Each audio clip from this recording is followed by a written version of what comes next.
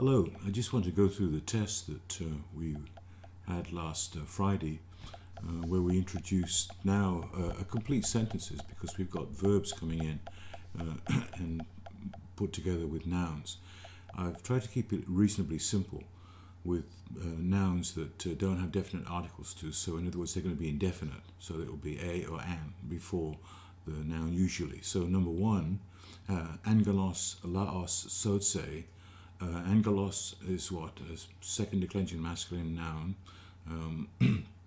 and it's nominative masculine singular here, so it's going to be the subject. And there, you know that then by the ending in angelos, but you also know it from the standpoint of the verb sozo, I save. Actually, I've put that down wrong, haven't I? It's not sozo. I put in a psi where it should have been a zeta. So I won't mark that. But you can see that it's third person singular. Luo, lues, lue. So it's third person singular. So the subject will be singular. We look at the subject. Is it laon? It's not laon because that's accusative, masculine singular. So that's going to be the object. So therefore the subject will be angelos. An angel saves. In other words, it saves, third person singular. An angel saves people, laon, laos, from laos, second declension masculine noun. Number two, kurios graphe logus. Again, a similar situation. Don't be concerned with the placement of the words, because the place of the words in the sentence is not dependent upon the placement as it is in English. So in other words, if you had the man hits the dog, and then you change that around the placement and put the dog hits the man, you've got a completely different meaning. You don't in Greek, you can put words usually for emphasis up front. So therefore, kurios graphe logus is what you look for. Well, you can look, if you're familiar with the verbs, you see the same ending there, graphe, from grapho, I write. So it would be third person singular. So it will be he writes, or she writes, or it writes. The question is, what is the subject? Well, it's not logus, because logus is accusative masculine plural. So that's the object, all right? Writes words. Then kurios must be kurios, yes, which is masculine, nominative singular. A lord writes or is writing, either what I'd call simple or continuous English. Writes or is writing is the same thing, although is writing perhaps suggests the idea of something that's continual. A lord writes words. Number three, theoreo is it's where we get the word theory. I look at, I peer at. What is it? Second person plural there. Luo, lues, lue, luomen, luete. I've slipped in here a bit. Oops, I've slipped in here a bit of contracted verbs, because theoreo is a contracted verb, ends in its stem in an epsilon.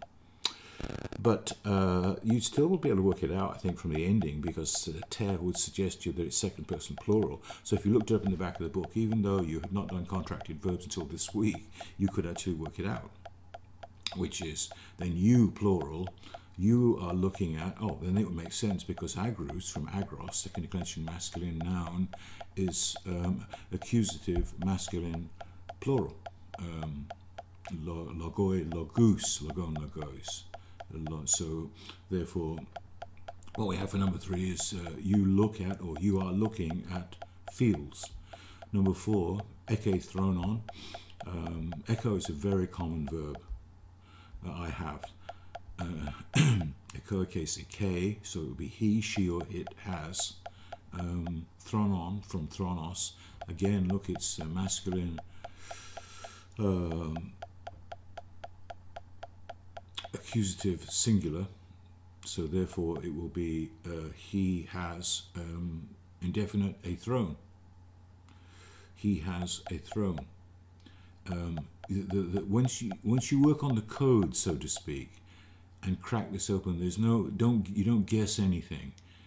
Everything will tell you. The codes will tell you what's the subject, what's the object, what form of the verb is. We've only learned one basic form of a verb at the moment: present, indicative, active. Number five, we say kosmon kai zete philon. what? Miseo is, or it's actually a contracted verb, but you wouldn't necessarily need to know that at this point. Well, you wouldn't know it if you were doing this last Friday, but you could still work it out because it would be third person singular. He, she, or it hates, miseo. Cosmon hates, he hates or is hating a world, and zeteo is seeking a friend. Friend, philos, so it's accusative, not accusative, masculine, singular. Now, here's an example of lepre from lepros, leper, blasphemes, and notice that there's the semicolon, so it's a question. Leper, are you blaspheming? Blasphemo. The vocative of case of address of a second declension noun ends in e, so it would be an exclamation. Case of address, leper, you are blaspheming, with second person singular, luo, lues. Are you blaspheming? Leper, are you blaspheming? Number 7, gnoskomen thanaton, gnosko, I know, so it's first person plural, omen, luomen, we lose. So number 7 basically is what? We know thanaton, accusative masculine singular, death. We know a death, or we know death. Number 8, ballo lithus, ballo, to throw, ballistics, and so forth. So I throw, lithos, stone, second declension masculine noun, here accusative plural, so it's the object. I throw stones. Number 9, diakonos maturousen. Now here's the subject put right up front.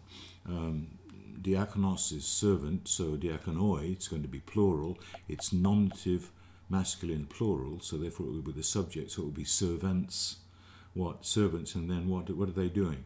Well, you can see the ending of maturo reo is a third person plural, so servants, they are bearing witness, or servants are bearing witness.